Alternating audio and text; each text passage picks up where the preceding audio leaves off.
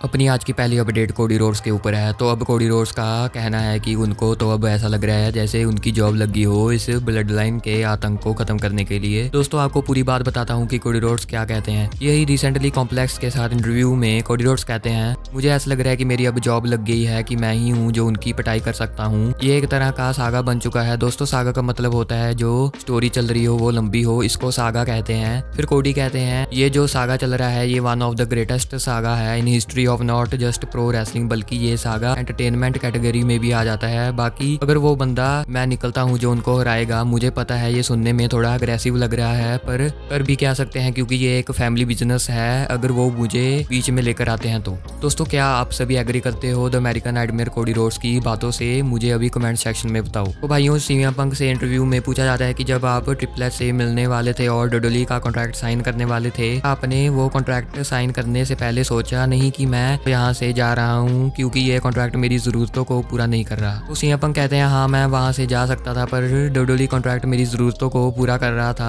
वहाँ ऐसा नहीं लिखा था कि आप ये नहीं कर सकते वो नहीं कर सकते वगैरह वगैरह, पर मुझे लगता है कि दोनों पार्टीज को काफी इंटरेस्ट था। फिर क्या उसके बाद लॉयर्स आ जाते हैं, वहाँ काफी लॉयर्स वहाँ थे। फिर मुझे मैसेज भेजा जाता है कि हम हॉलवे को खाली करने वाले हैं और हम तुमको ट्रिपल एच के पास लेकर जाएंगे उनके ऑफिस में। फिर वो मुझे वहाँ लेकर जाते हैं। मैं वहाँ कुर्सी पर बैठा रहा और वहाँ अरीना में वॉर गेम स्टार्ट हो रहा था। मैंने अभी तक डील भी साइन नहीं की थी। फिर सीएम पंक ये भी कहते हैं कि मैं वहाँ बैठा रहा और लॉयर्स थे वो अपना काम करते रहे एंड तभी वहाँ ट्रिपल एच आ जाते हैं और कहते हैं कि अगर ये डील अभी फाइनल होगी तो हम वेट करेंगे, जब सही टाइम होगा तब हम तुमको गुरिल्ला पोजीशन में बुला लेंगे। मैंने कहा ठीक है। फिर जो मेरा डब्ल्यूडब्ल्यूई कॉन्ट्रैक्ट था उसका काम फाइनली डन हो चुका था। फिर मैं लंबी सांस लेता हूँ क्योंकि मेरे गोरिल्ला में जाने का टाइम आ चुका था। वहाँ गोरिल्ला में काफी लोग बैठे हुए थे जिन्होंने मुझे पहचाना। तो ये कुछ बीच की बातें थी जो सीएम पंक ने शेयर की है एंड अगले महीने सीएम पंक को 1 साल हो जाएगा डब्ल्यूडब्ल्यूई में रिटर्न आए को। सीएम पंक के सर्वाइवर सीरीज रिटर्न से पहले काफी रिपोर्ट्स ने कंफर्म भी कर दिया था कि उनका रिटर्न होने वाला है सर्वाइवर सीरीज में। रिटर्न प्रेडिक्टेबल था बट साथ में आइकॉनिक भी, क्योंकि सीएम पंक आने वाले थे भाई जो कि विंस मैकमैन के टाइम इम्पॉसिबल लगता था। अगली अपडेट द रॉक से जुड़ी है। सो हम सभी को पता है कि लास्ट टाइम हम सभी ने द रॉक को रॉ आफ्टर रेसलमेनिया में देखा था, जहां वो कोडी रोड्स से बताते हैं कि अभी हमारे बीच जो स्टोरी है वो खत्म नहीं हुई। दोस्तों अब ऐसा लग रहा है कि फाइनली वो घड़ी आ चुकी है। हाँ जी दोस्तों, रॉक अपना रिटर्न बैड ब्लड पीएलई में कर सकते हैं क्योंकि इसका हिंट हमको पैट मैकवी शो पर मिलता है जब कोडी रोड्स टीज करते हैं कि इस हफ्ते बैड ब्लड पीएलई में हम सभी को एक बंदा दिखेगा जो कि द बिग गाय है। दोस्तों जब कोडी रोड्स ने ये बिग गाय वाली लाइन बोली तो पूरे ट्विटर पर यही चल रहा था कि वो बिग गाय द रॉक ही हो सकते हैं।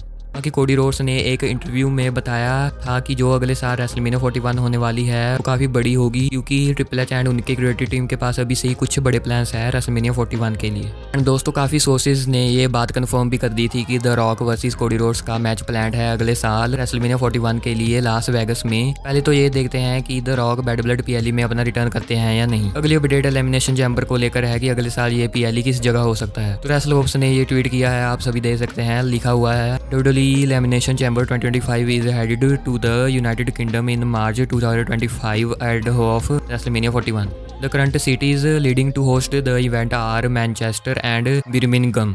तो ये इवेंट इनका फरवरी के एंड में होगा। इसमें कोई शक नहीं कि पिछला एलिमिनेशन चैम्बर सक्सेसफुल था जो ऑस्ट्रेलिया पर्थ में हुआ था। बाकी जब से डब्ल्यूडब्ल्यूई वालों ने इंटरनेशनल पीएलईज करवाना शुरू किए हैं तब से डब्ल्यूडब्ल्यूई को काफी प्रॉफिट देखने को मिला है एंड बिजनेस भी बूम कर रहा है। अगली अपडेट जे उसो से है कि उन पर किसी ने शॉट ले लिया। जिस महाशय ने शॉट लिया है उनका नाम ऑस्टन थ्योरी है। तो बैटल ग्राउंड पॉडकास्ट पर ऑस्टन थ्योरी आए हुए थे। ऑस्टन थ्योरी कहते हैं मुझे जे उसो बहुत अच्छे लगते हैं पर मैं उसको हराना चाहता हूँ, इसलिए हम पूरे दिन भी बात कर सकते हैं। मैं पहले कभी इंटरकॉन्टिनेंटल चैंपियन नहीं बना पर जो लिस्ट है इन सभी टाइटल्स की एंड ब्रीफ केसेस की उन पर जल्द ही टिक लगने वाला है। तुम चाहे इसको अचीवमेंट कहो पर मैं ये सब जीतने वाला हूँ। ऑस्टन थ्योरी का last singles title reign as United States champion रहा था जो कि 258 डेज ही टिका था। उसके बाद रे मिस्टीरियो से ऑस्टन थ्योरी हार गए थे अपनी यूनाइटेड स्टेट्स चैंपियनशिप। बहुत पहले रूमर्स आ रहे थे कि ऑस्टन थ्योरी अपना फेस टर्न कर लेंगे, कि ऑस्टन थ्योरी हील से बेबी फेस में टर्न हो जाएंगे, बट ऐसा अभी तक नहीं हुआ। क्या जिमी उसो भी अपना रिटर्न कर सकते हैं बैड ब्लड पीएलई में? तो बैटिंग ऑड्स सामने आ चुके हैं। बैटिंग ऑड्स भी बता रहे हैं कि बैड ब्लड में रिटर्न हो सकता है। बैटिंग ऑड्स के अकॉर्डिंग 66.7% चांसेस है कि जिमी ऊसो रिटर्न आ सकते हैं बैड ब्लड पीएलई में। उनका रिटर्न ये सेंस भी बनाएगा क्योंकि टोंगन्स ने ही उन पर अटैक किया था एंड वो अपने रिटर्न आते ही सबसे पहले रोमन रेंस की हेल्प करेंगे क्योंकि जिमी ऊसो ने तो कभी ब्लड लाइन को लेफ्ट ही नहीं किया था, वो तो जे थे जो ब्लड लाइन छोड़कर चले गए थे। सेथ रॉलिंस भाई रिटर्न आ चुके हैं जैसे कि हम सभी ने पिछली मंडे नाइट रॉ में देखा था। तो क्वेश्चन ये है कि अगर सेथ रॉलिंस बैड ब्लड में रिटर्न आते तो बाकी रिटर्न्स भी ओवरशैडो हो जाते या फिर रॉलिंस का रिटर्न ओवरशैडो हो जाता। तो बढ़िया है कि Seth Rollins Monday night raw में रिटर्न आ गए हैं। उनका रिटर्न वैसे भी आउट ऑफ नोवेयर हुआ। बैड ब्लड पीएलई में जो मैचेस होने वाले हैं उनका ऑर्डर पता लग गया है कि किस ऑर्डर में होने वाले हैं मैचेस। तो ओपनिंग में जो मैच होने वाला है वो मैच है CM Punk versus Drew McIntyre. ये मैच ओपनिंग में होगा। काफी फैंस सोशल मीडिया पर ये कह रहे थे कि ये मैच मेन इवेंट में होना चाहिए था, पर जो है वो है, ये कंट्रोल हमारे हाथों में नहीं है। बट कोई ना, अगर ये मैच ओपनिंग में है तो भी बढ़िया ही है। Second match Bayley versus Nia Jax. Third match Damian Priest versus Finn Balor. Fourth match Liv Morgan versus Rhea Ripley. Fifth match Roman Reigns and Cody Rhodes versus the Bloodline. तो इस order में ये matches होंगे। So guys अगले साल जनवरी को Monday night raw Netflix पर अपना डेब्यू करने वाली है, ये तो हम सभी को पता ही है। अब डब्ल्यूडब्ल्यूई वालों ने पोस्टर भी निकाल दिया है। रेसलर्स का ट्वीट दे सकते हैं आप, लिखा हुआ है official poster for WWE moving to Netflix for WWE Raw on Monday January 6, 2025। बढ़िया पोस्टर है, पर पोस्टर में ड्रू मैकिंटायर नहीं दिख रहे।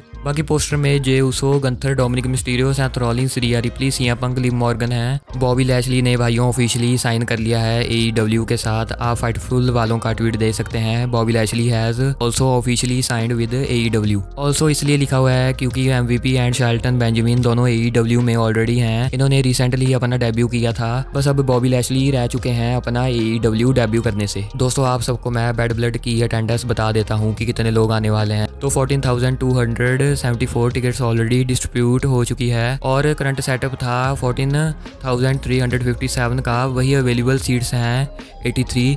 जब तक मैं ये वीडियो पाऊंगा तब तक ये टिकट्स भी बिक जाएंगी। So guys I hope that you all will like this video and subscribe भी कर देना चैनल को अगर वीडियो अच्छा लगा हो। बाकी मैं मिलूंगा आप सभी से अगली वीडियो में। Till then peace guys.